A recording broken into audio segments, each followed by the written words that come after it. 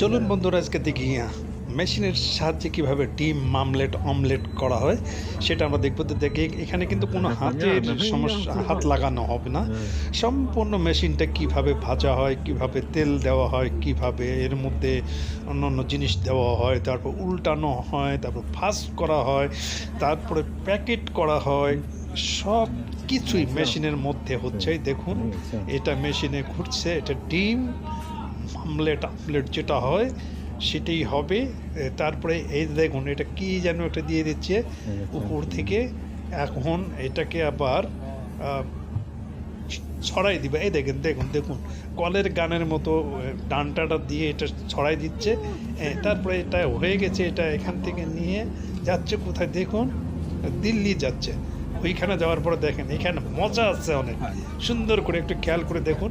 এখানে ভীষণ একটা মজা আছে, ভালো লাগার মতো। তো দেখি কি করে। দেখুন এখানে একটু দিয়ে দিলেন, কি যেন দিলেন, এই যে একটা কি কি দিয়ে রাখলেন।